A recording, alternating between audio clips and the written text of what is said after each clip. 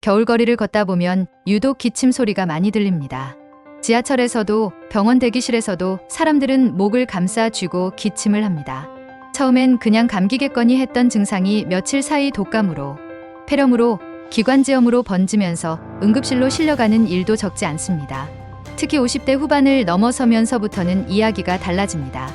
몸의 면역력이 해마다 조금씩 떨어지기 시작하면서 겨울철 호흡기 질환이 단순한 불편함을 넘어 생명과 직결되는 문제가 되기도 합니다.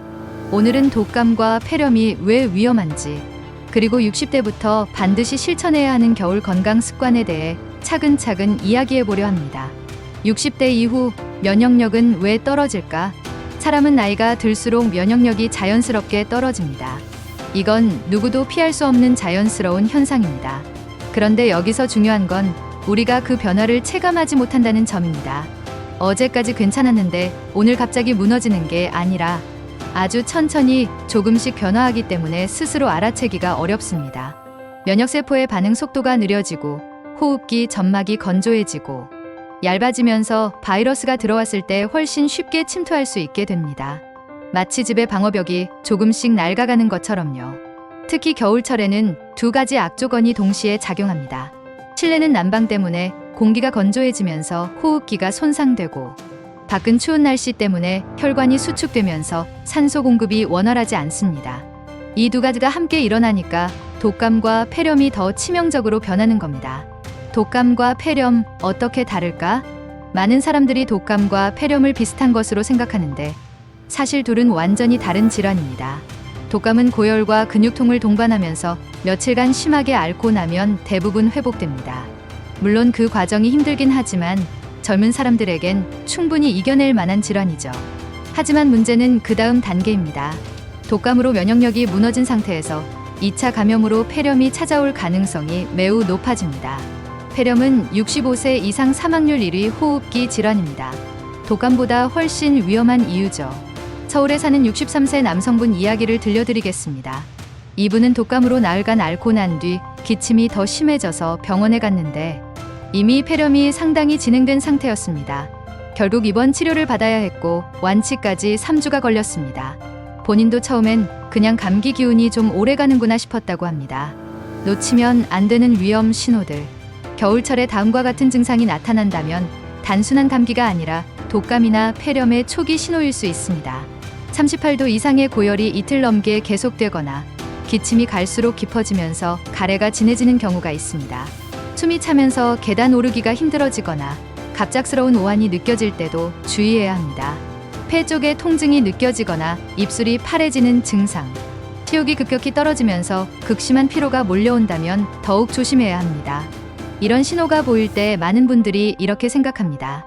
이틀 정도 더 지켜볼까? 하지만 이때가 바로 병원에 가야 할 타이밍입니다. 조금 일찍 간다고 해서 손해볼 건 없지만 늦게 가면 회복 기간이 몇 배로 길어질 수 있습니다. 실내 습도가 이렇게 중요합니다. 건조한 공기는 호흡기 세포가 손상되는 가장 빠른 원인입니다. 겨울철 난방을 하면 습도가 20에서 30%까지 떨어지는 경우가 많은데 이 정도면 사막 수준입니다. 우리 몸의 호흡기 점막은 촉촉해야 제 기능을 합니다. 건조하면 바이러스가 침투할 틈이 생기는 거죠. 실내 습도는 40에서 60%를 유지하는 게 가장 좋습니다. 가습기가 없다면 젖은 수건을 걸어두거나 빨래를 실내에 널어두는 것만으로도 효과가 있습니다. 코가 건조하다고 느껴진다면 식염수 스프레이를 사용하는 것도 좋은 방법입니다. 따뜻한 물 한 잔의 힘. 폐는 따뜻한 공기를 좋아합니다. 따뜻한 물을 자주 마시면 기관지가 촉촉해지면서 바이러스 침투를 줄일 수 있습니다. 하루에 6에서 8잔 정도가 적당한데 한 번에 많이 마시는 것보다 조금씩 자주 마시는 게 더 효과적입니다. 찬물은 기관지를 자극하기 때문에 피하는 게 좋습니다. 특히 겨울철엔 따뜻한 물이 체온 유지에도 도움이 되니까 일석이조입니다. 생강차나 유자차, 대추차 같은 따뜻한 차를 마시는 것도 좋은 방법입니다. 예방접종은 선택이 아닙니다. 예방접종만큼 효과적인 호흡기 보호법은 없습니다. 독감 백신은 매년 10월이나 11월에 맞는 게 좋고 폐렴 백신은 65세 이상이면 국가에서 무료로 지원합니다. 폐렴 백신은 한 번 맞으면 5년에서 10년 정도 효과가 지속되는데 담당 의사와 상담해서 본인에게 맞는 시기를 정하면 됩니다. 어떤 분들은 백신을 맞으면 오히려 아프다고 걱정하시는데 접종 후 하루 이틀 정도 약간의 근육통이나 미열이 있을 수 있지만 실제 독감이나 폐렴을 앓는 것과는 비교도 안 됩니다. 외출할 때 꼭 기억해야 할 것들. 몸이 추우면 면역력이 떨어지고 혈관이 수축됩니다. 외출할 때는 3중 보온법을 기억하세요. 가장 중요한 건 목입니다. 목도리는 필수입니다. 목이 차가우면 전체 체온이 떨어지는 느낌이 들 정도로 중요한 부위입니다. 배와 허리 보온도 체온 유지의 핵심입니다. 내복이나 복대를 착용하는 게 좋습니다. 그리고 양말과 장갑으로 손끝과 발끝 같은 말초 부위의 체온을 보호해야 합니다. 말초 부위가 차가우면 혈액순환이 나빠지면서 전체적인 면역력이 떨어집니다. 실내에서 할 수 있는 간단한 운동. 겨울철에 몸이 뻣뻣해지면 혈액순환이 저하됩니다. 밖에 나가서 운동하기 힘들다면 실내에서 10분 정도 스트레칭을 하는 것만으로도 큰 도움이 됩니다. 어깨와 목, 가슴 스트레칭으로 시작하세요. 의자에 앉아서 천천히 어깨를 돌리고 목을 좌우로 기울이는 것만으로도 충분합니다. 가벼운 스쿼트도 좋습니다. 무릎에 무리가 가지 않는 선에서 천천히 앉았다 일어서는 동작을 반복하세요. 팔과 다리를 천천히 회전시키는 동작도 혈류 개선과 면역 활성화에 도움이 됩니다. 폐 건강을 위한 겨울 식탁. 겨울에 음식만 잘 챙겨도 독감과 폐렴의 위험을 크게 줄일 수 있습니다. 따뜻한 수분 보충은 기본입니다. 생강차, 유자차, 대추차 같은 따뜻한 차를 수시로 마시세요.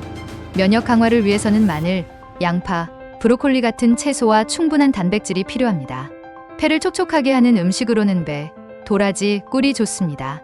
배숙이나 도라지차를 만들어 먹으면 기관지에 도움이 됩니다. 오메가3나 풍부한 연어나 고등어도 염증을 감소시키는데 효과적입니다. 일주일에 2~3번 정도 생선을 먹는 습관을 들이면 좋습니다. 절대 하면 안 되는 행동들. 겨울철에 특히 조심해야 할 행동들이 있습니다. 아침에 공복 상태로 갑자기 추운 밖으로 나가는 건 위험합니다. 따뜻한 물 한 잔이라도 마시고 몸을 좀 풀고 나가세요. 난방기를 틀고 환기 없이 하루 종일 보내는 것도 좋지 않습니다. 하루에 2~3번, 5분 정도씩이라도 창문을 열어 환기를 시켜주세요.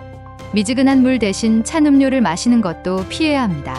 독감 증상이 있는데 설마 괜찮겠지 하고 버티는 건 가장 위험한 행동입니다.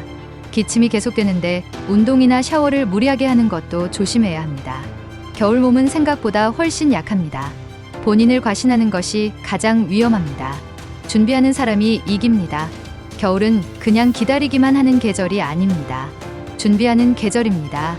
미리 관리하면 독감도, 폐렴도, 겨울의 여러 병들도 충분히 이겨낼 수 있습니다.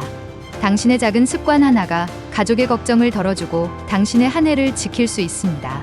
지금 이 글을 읽고 계신 여러분은 이미 절반은 성공하신 겁니다. 알고 있다는 것, 관심을 갖는다는 것만으로도 큰 차이를 만들 수 있으니까요. 오늘 영상이 도움이 되셨다면 많은 좋아요, 구독해주시면 더 다양한 정보로 보답하겠습니다. 감사합니다.